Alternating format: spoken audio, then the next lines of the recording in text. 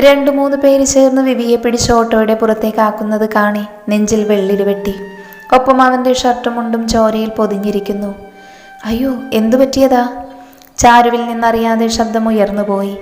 പെട്ടെന്ന് തന്നെ അവനെ അവരുടെ കയ്യിൽ നിന്ന് വാങ്ങി ചേർത്ത് പിടിച്ച് അമ്മയും ചാരുവും കൂടി. വണ്ടി ചെറുതായിട്ട് തട്ടിയതാ, കുഴപ്പമൊന്നുമില്ല, വിവി തന്നെ മറുപടി പറഞ്ഞു.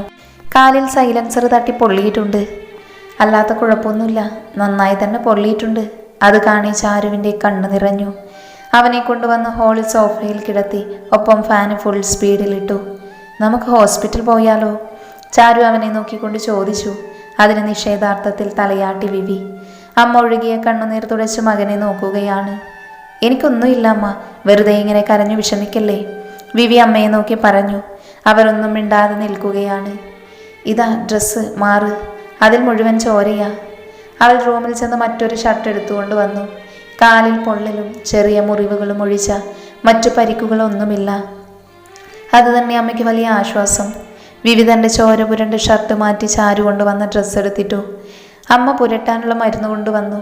ചാരു മുറിവ് തുടക്കാനുള്ള വെള്ളവും തുണിയും എടുക്കാൻ പോയി. ചാരു വന്നപ്പോഴേക്കും അമ്മ എന്തോ ആവശ്യത്തിന് അടുക്കളയിലേക്ക് പോയിരുന്നു. അവൾ അവൻ്റെ അരികിൽ ചെന്നിരുന്നു. വിവി അവളെ ഇടങ്ങണ്ണിട്ട് നോക്കി. അവൾ മുഖം ഉയർത്തുന്നില്ല. നീ എന്തിനാ കരഞ്ഞത് ചാരു? വിവി അവളെ ഉറ്റുനോക്കി. ചാരു അപ്പോഴും മുഖം ഉയർത്തുന്നില്ല. ഇടക്കേങ്ങലടികൾ മാത്രം കേൾക്കുന്നുണ്ട്. പറയൂ, നീ എന്തിനാ കരയുന്നത്? ഞാൻ നിനക്ക് ആരാണ് ഇങ്ങനെ കരയാൻ മാത്രം? വിവിയുടെ ശബ്ദം ഉയർന്നിരുന്നു. പക്ഷെ അപ്പോഴും ചാരു ഒന്നും മിണ്ടിയില്ല. അവൾ മുറിവ് തുടക്കുന്നതിൽ തന്നെ ശ്രദ്ധിക്കുകയാണ്. ഞാൻ ആരുമല്ലല്ലോ, കരയരുത്. ഒരുവൻ എന്തോ പറ്റി, അത്രമാത്രം പാടുള്ളൂ. നാളെ ഞാൻ മരിച്ചു പോയാലും ഏതോ ഒരുവൻ മരിച്ചുപോയി, അത്രമാത്രം മതി, വിവി വാശിയോടെ പറഞ്ഞു. ചാരു ചുവന്ന് കലങ്ങിയ കണ്ണുകളോടെ അവനെ നോക്കി. അതെ, ഏതോ ഒരുവനാണ്. പക്ഷേ അപകട സമയത്ത് എന്നെ സംരക്ഷിച്ച ഒരുവന് വേണ്ടി ഞാൻ കണ്ണുനീർ പൊഴിക്കും. അവളുടെ ശബ്ദം നന്നേ മുറുകിയിരുന്നു. വിവി പെട്ടെന്ന് തൻ്റെ ചോര പറ്റിയ ഷർട്ട് കയ്യെത്തി എടുത്തു. അതിൻ്റെ പോക്കറ്റിലൊരു ഫോട്ടോ ഉണ്ടായിരുന്നു. അത് ചാരുവിന് നേരെ നീട്ടി. അവളുടെ പുരികം ചുളിഞ്ഞു.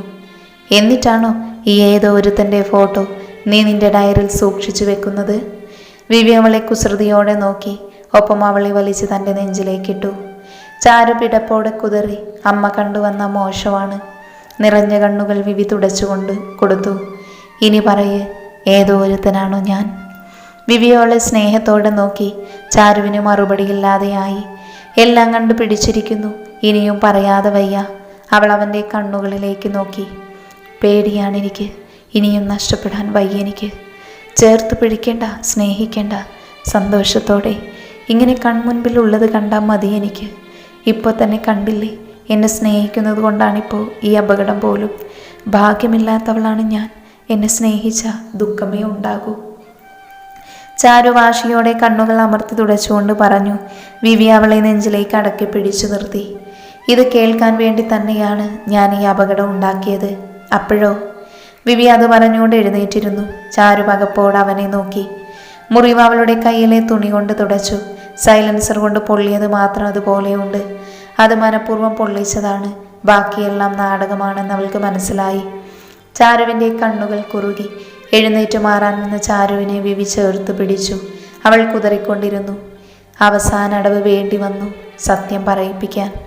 അങ്ങനെ കൺമുൻപിൽ കണ്ടാൽ മാത്രം മതിയോ? സ്നേഹിക്കണ്ടേ നിനക്കെന്നെ? സ്നേഹിക്കപ്പെടണ്ടേ? വിവി അവളുടെ കവിളിൽ അമർത്തി ചുംബിച്ചു. ചാരു അവനെ കൂർപ്പിച്ചു നോക്കി. അമ്മ അടുക്കളയിൽ നിന്ന് വരുന്ന ശബ്ദം കേൾക്കെ ചാരു ബലമായി അവനെ വിടുവിച്ചു. ഇരുവരും അകന്നു മാറി. ഇനിയിപ്പോൾ അവൾക്ക് വേണ്ട എന്ന് പറഞ്ഞാലും ഈ അമ്മയ്ക്ക് അവളെ മതിയടാ മോനെ. അമ്മ അത് പറഞ്ഞുകൊണ്ടാണ് വരുന്നത്. ചാരു മുഖം കുനിച്ചു പോയി. അമ്മയെല്ലാം കേട്ടിരിക്കുന്നു. അവൾക്ക് വല്ലാത്ത നാണക്കേട് തോന്നി. അങ്ങനെ പറഞ്ഞു കൊടുക്കമ്മേ. വിവി ഇടം കണ്ടിട്ട് ചാരുവിനെ നോക്കി. അവൾ അപ്പോൾ തന്നെ അവനെ നോക്കിയിട്ട് ഇതിനെല്ലാം തരാമെന്ന മട്ടിൽ തലയാട്ടി. എനിക്കെൻ്റെ മോളെ ഒരുപാട് ഇഷ്ടമാണ്. ആദ്യമേ ഞാൻ മനസ്സിൽ കരുതിയതായി ഇതെല്ലാം. പക്ഷേ മോളുടെ വായിൽ നിന്ന് കേൾക്കാൻ വേണ്ടി തന്നെയാണ് ഞാനും കാത്തിരുന്നത്.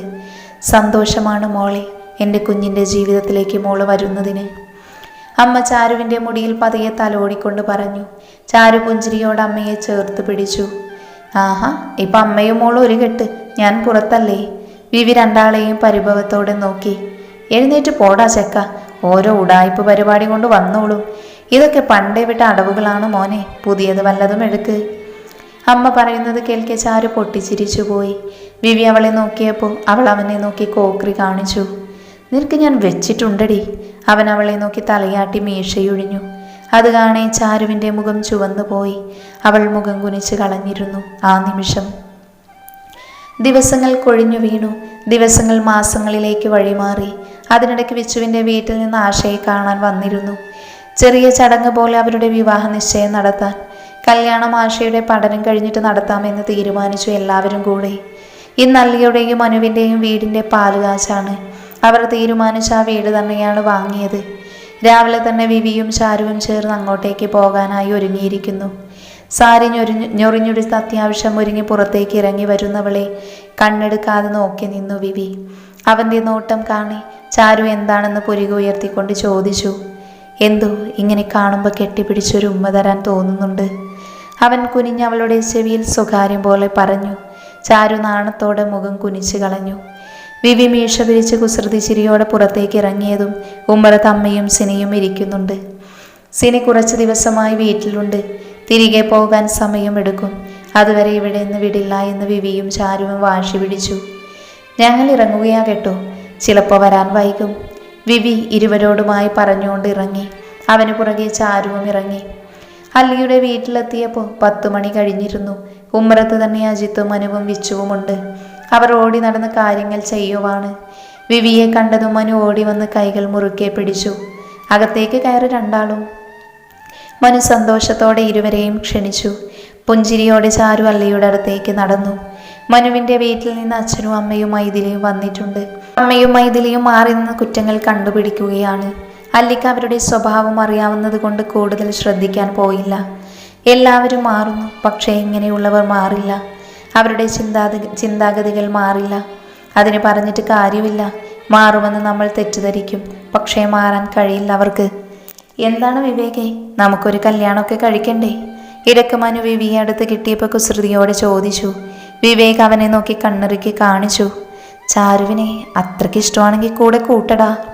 മനു വിവേകിനെ സ്നേഹത്തോടെ നോക്കി പറഞ്ഞു. വിവേകിന് അത്ഭുതം. എങ്ങനെ അറിഞ്ഞു? അല്ലി പറയാറുണ്ട് വിശേഷങ്ങൾ.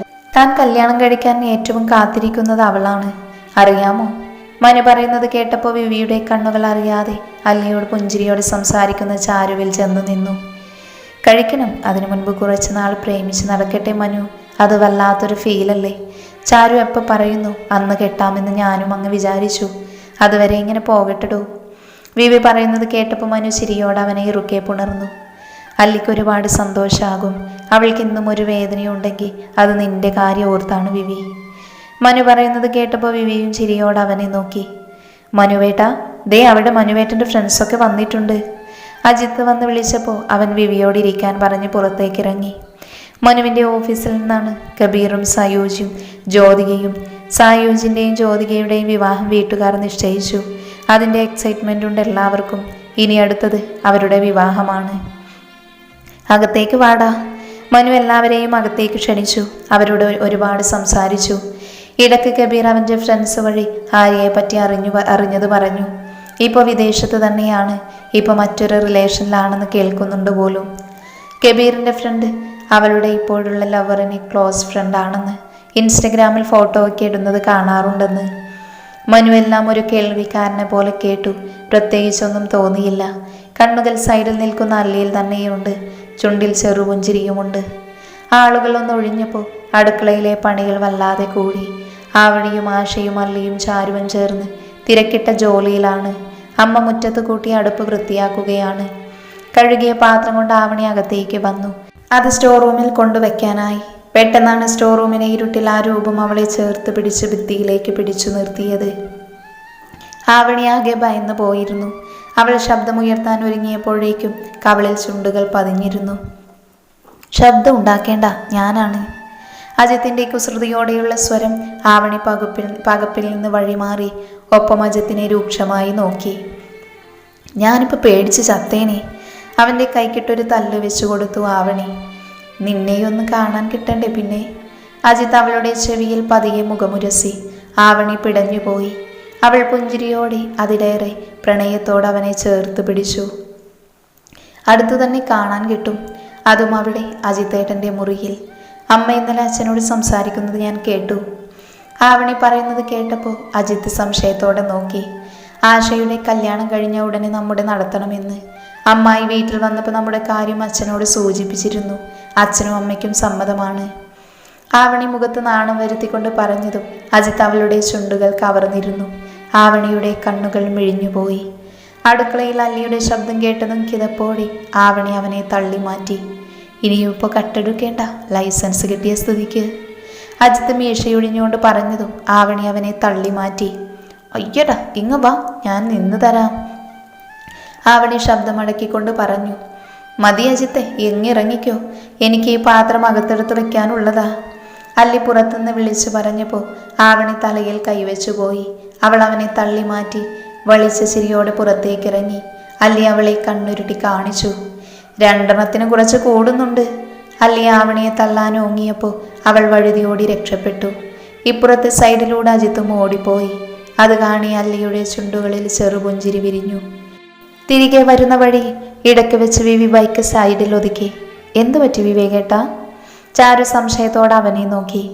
അല്ല, മനു പറയുക, ഒരു കല്യാണമൊക്കെ കഴിക്കണ്ടേ എന്ന്. വിവി കുസൃതിയോടെ അവളെ നോക്കി. ചാരു കണ്ണുരുട്ടി അവനെ നോക്കി. അതെന്തിനാ കണ്ണുരുട്ടുന്നത്? ഞാൻ പറഞ്ഞു, നീ ഓക്കെ പറയുന്ന സമയത്ത് നടക്കുമെന്ന്. വിവി നന്നായി ചിരിച്ചു കാണിച്ചുകൊണ്ട് പറഞ്ഞു.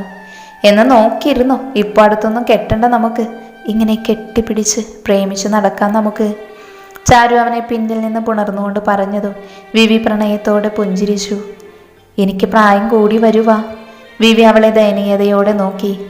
ചാരു അതിന് പൊട്ടിച്ചിരിച്ചു പോയി. അത് കുഴപ്പമില്ല, എനിക്ക് പ്രായം കൂടുകയല്ലേ, നമുക്കിങ്ങനെ സ്നേഹിച്ചും പ്രേമിച്ചും സ്നേഹിച്ചും നടക്കാന്നേ. ചാരു പ്രത്യേക താളത്തിൽ പറഞ്ഞതും വിവിക്ക് ചിരി വന്നു. അവൻ പതിയെ വണ്ടിയെടുത്തു. ആ വണ്ടി അങ്ങോട്ട് മുന്നോട്ട് പോയി. വിച്ചുവേട്ട, അച്ഛൻ ചോദിക്കുന്നുണ്ട് കല്യാണം എന്നേക്കാണ് വേണ്ടതെന്ന്. ഇപ്പം ഡിഗ്രി കഴിഞ്ഞ സ്ഥിതിക്ക് ഇപ്പം നടത്തണോ എന്ന് ചോദിക്കുന്നു. പതിവ് പോലെ ഡാൻസ് ക്ലാസ് കഴിഞ്ഞ് അമ്പലക്കുളക്കടവിൽ ഇരുവരും ഇരിക്കുകയാണ്. മുൻപിലെ കുളത്തിലെ വിച്ച് ഓരോ കുഞ്ഞിക്കല്ലുകൾ ഇടുന്നുണ്ട്. ആശ അവൻ്റെ തോളിൽ തലവെച്ചുകൊണ്ടിരിക്കുവാണ്. നിനക്ക് പഠിക്കണ്ടേ? ഇപ്പം പഠിക്ക്, സമയമുണ്ടല്ലോ. PG കഴിയട്ടെ, ഒരു ജോലിക്ക് കയറട്ടെ, അതുവരെ സമയമുണ്ട്, ധൃതി കൂട്ടണ്ട. വിച്ചു തലചെരിച്ച് അവളെ നോക്കി. ആശ അവനെ അത്ഭുതത്തോടെ നോക്കി. മുൻപ് പെട്ടെന്ന് കല്യാണം നടക്കണമെന്ന് പറഞ്ഞവനാണ്. അതെന്താ ഇപ്പം അങ്ങനെ? മുൻപ് പ്രേമിച്ചപ്പോൾ ഇങ്ങനെ ഒന്നും അല്ലല്ലോ പറഞ്ഞത്. ആശ അവനോടൊന്നുകൂടെ ചേർന്നിരുന്നുകൊണ്ട് ചോദിച്ചു. അന്ന് നിന്റെ വീട്ടുകാർക്ക് സമ്മതമല്ലായിരുന്നല്ലോ. പക്ഷേ ഇന്ന് അങ്ങനെയല്ലല്ലോ. നമ്മുടെ മുൻപിൽ സമയമുണ്ട്, സാവകാശമുണ്ട്. പഠനം കഴിഞ്ഞ് മതിയെല്ലാം. വിച്ചു അവളെ ചേർത്ത് പിടിച്ചു. ആശ അവനെ പ്രണയത്തോടെ നോക്കി. വിച്ചു കുനിഞ്ഞു വന്നവളുടെ ചുണ്ടുകൾ നുകർന്നു. ആശയുടെ കണ്ണുകൾ കൂമ്പിയടഞ്ഞു. നമുക്കും ചാരു ചേച്ചിക്കും വിവേകേട്ടനും പോലെ ഇങ്ങനെ പ്രേമിച്ച് നടക്കാടി, എന്നിട്ട് വിവാഹം കഴിക്കാം.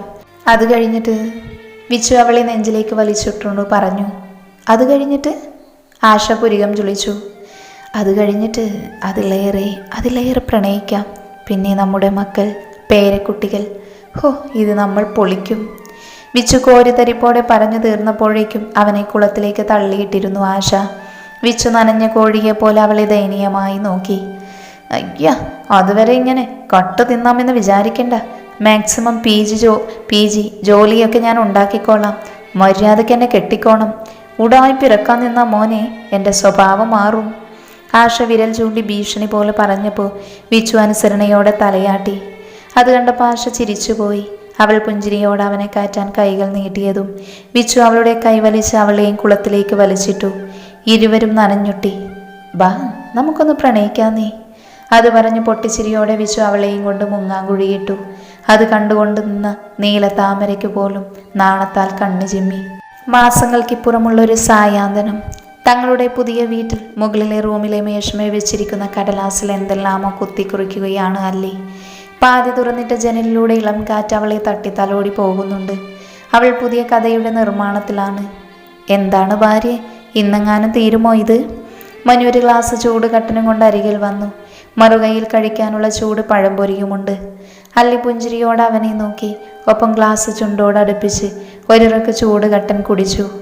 അമ്മ, എനിക്കും. മാളൂട്ടി തുള്ളിച്ചാടി വന്നു. മനു അവളെ വാരിയെടുത്തു. അമ്മ എഴുതുന്ന സമയം മാളൂട്ടി അച്ഛൻ റൂമിലേക്ക് അടുപ്പിക്കാറില്ല. അവൾ ഒന്നിനും സമ്മതിക്കില്ല. ആ നേരം അപ്പ അവൾക്ക് കഥകൾ പറഞ്ഞു കൊടുക്കും, കൂടെ നിന്ന് കളിപ്പിക്കും. അപ്പ വീട്, ഇനി ചമ്മയുടെ അടുത്ത് പോണം. മാളൂട്ടി ചുണ്ടി കൂർപ്പിച്ച് അപ്പയെ തല്ലി. അല്ലി അവളെ സ്നേഹത്തോടെ ചേർത്ത് പിടിച്ചു. ഒപ്പം പഴംപൊരി വായിൽ വെച്ചു കൊടുത്തു. വല്ലാത്ത കുറുമ്പ് തന്നെ പെണ്ണിന്, നിന്റെ അതേ സ്വഭാവം പകർന്ന് കിട്ടിയിട്ടുണ്ട്. മനു മാളൂട്ടിയെ നോക്കി കണ്ണുരുട്ടി. മാളൂട്ടി മുഖം കൂട്ടി അമ്മയെ ഒന്നുകൂടെ ഇറുക്കെ പിടിച്ചു. അച്ഛനും മോളും അടിയാണല്ലോ, എന്തു പറ്റി? അല്ലി കാര്യം അറിയാതെ രണ്ടാളെയും നോക്കി.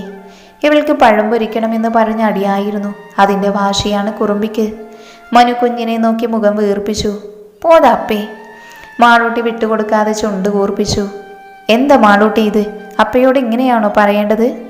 അല്ലി മാളൂട്ടിയെ നോക്കി ചോദിച്ചപ്പോൾ കുഞ്ഞിപ്പെണ്ണ് നേരെ അപ്പയുടെ അടുത്തേക്ക് ചാടി. അമ്മ അപ്പിയാ അപ്പേ, ബാ നമുക്ക് പോവാ. മാളൂട്ടി അമ്മയെ നോക്കി ചുണ്ടുകൂട്ടി. അല്ലി മൂക്കത്ത് വിരൽ വെച്ചു പോയി. കണ്ടോ കണ്ടോ, എൻ്റേതല്ല, നിങ്ങളുടെ സ്വഭാവമാണിത്. കണ്ടില്ലേ, മിനിറ്റിലല്ലേ ആള് മാറിയത്? അല്ലി പറയുന്നത് കേട്ടതും മാളൂട്ടിയും അപ്പയും പരസ്പരം നോക്കി പൊട്ടിച്ചിരിച്ചു. അത് പതിയെ അല്ലിയിലേക്കും പകർന്നു കൊടുത്തു. മൂവരും എഴുന്നേറ്റ് ബാൽക്കണിയിലേക്ക് നടന്നു. അവിടെ നിന്ന പിന്നിലെ കായൽ വ്യക്തമായി കാണാം. നല്ല തണുത്ത കാറ്റുമുണ്ടാകും. നമുക്കൊരു കുഞ്ഞി മാളൂട്ടി കൂടി വേണ്ടേ അല്ലിയെ? കാതോരം മനുവിൻ്റെ കുസൃതിയോടെയുള്ള സ്വരം. അല്ലി വിടർന്ന മുഖത്തോടെ മനുവിനെ നോക്കി.